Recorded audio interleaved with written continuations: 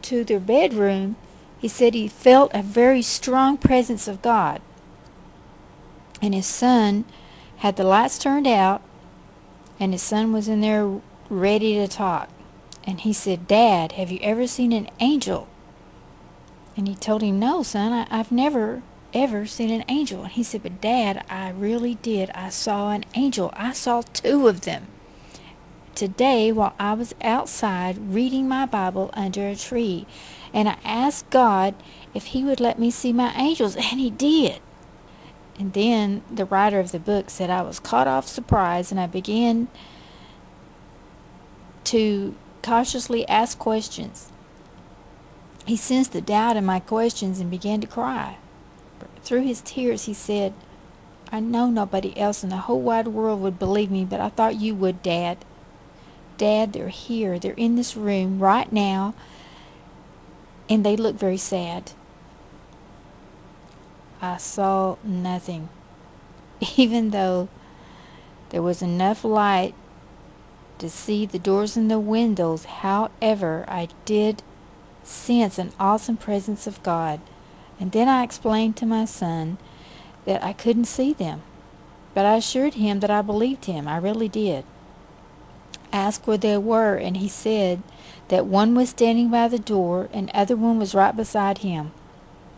I was careful not to put words in his mouth, but I asked if they were small, like statues, that he may have seen. He said, "No, Dad, they're bigger than you. They're bigger than the door." I asked if they had blonde hair and looked like women because I thought maybe he was just seeing a painting. "No, sir. One of them has dark hair and one has blonde, but it's short. And they're not girls, Dad. They're men." The writer said, "I became increasingly more aware that God was letting him see what millions of other Christians had never seen. He was not afraid, nor was he surprised, and he told me, 'I just knew God would let me see them because he knows how much I love him and how much I wanted to see my angels.'" The writer asked him if he could describe them. Without hesitation or forethought, he said, "The one by the door is big and has short blonde hair and looks like Uncle Dick in Georgia. He has either 2 big wings or 6 big ones. I can't make it out for sure. It's sort of foggy in here, Dad, but I believe he has 3 wings on each side. They sort of cover up his arms. He has a black book in his right hand and nothing in his left hand." And then he asked him if he had a gown, and Robbie said, "No, he has on really white shiny clothes, kind of like Roman soldiers wear in the pictures, and his belt is shiny white." Then he asked if he could see the angel's feet, and he rose up out of the bed and said, "Yes, sir, he has on sandals laced up on his legs." And then I asked about the angel that was standing by his side, and he giggled with excitement. "He looks like me, Dad, except his hair is dark and he's a man." He asked if they would play with him, and I told him no. They were sent from God to watch over and protect him.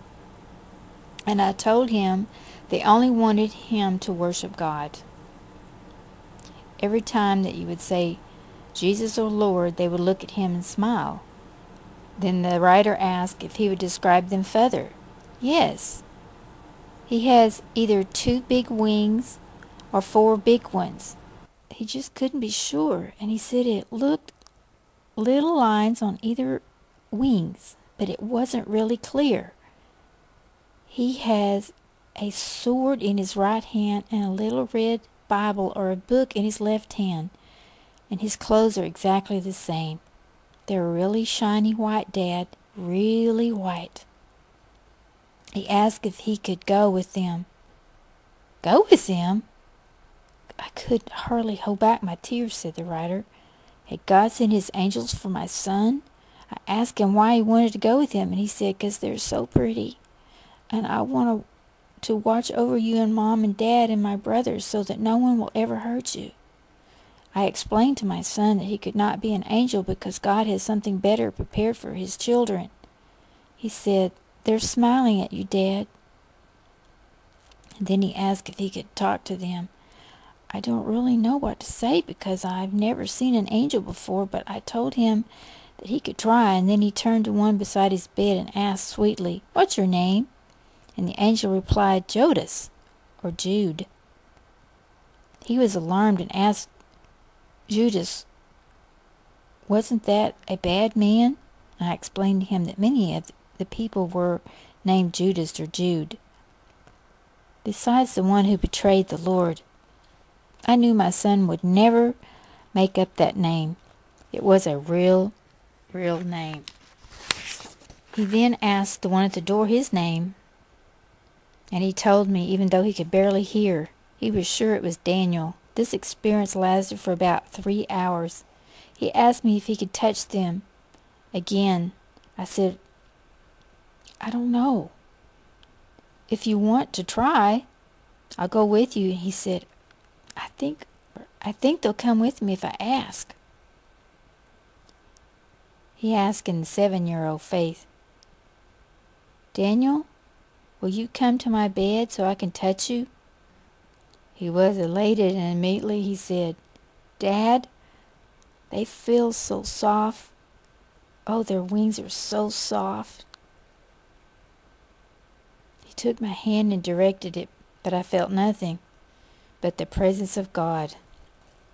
"I don't need to see you any more tonight, but please stay with me and let me see you when I wake up." And then in a few minutes he was asleep, but not me. I couldn't sleep. I had been bathed in God's glory and grace, and I had an experience with something that made me aware of God's presence that had never been before. The next morning, as I arose to leave for work, I went beside to kiss my son to sleep, and I realized I was standing before one of his angels. He opened his eyes and said, "I love you, Dad." He looked around the room and said, "Dad, they're still here." He smiled and closed his eyes in the sweetest experience that I've ever known since my walk with the Lord. In the following weeks and months, I read more about angels than ever before. I interviewed numerous people and checked every detail my son related in God's Word. There was no conflict, rather abounding evidence. He has told me, and only me, that he not only talked with the angels to everyone else. In a few occasions where they have appeared with him since that night. Once he was taking a test at school. He said he was getting confused and about to cry, and he said, "I know the answer, but my mind won't think." And just before the tears came, he said Daniel appeared and said simply, "Now think, Robbie." And the angel disappeared. Dad, he didn't tell me the answers, but my mind started to work again. He told me that once he ran outside for recess, and there were 2 groups of kids playing, and he started toward one, and Daniel appeared in front of him and said, "Don't go over there, Robbie, they will hurt you." Daniel always stands outside Mom's car, and Judas by mine, and they won't fly.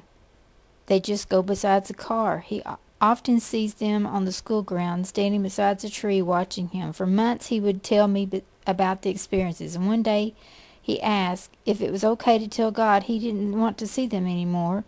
He was satisfied, and it was becoming a little overwhelming to him.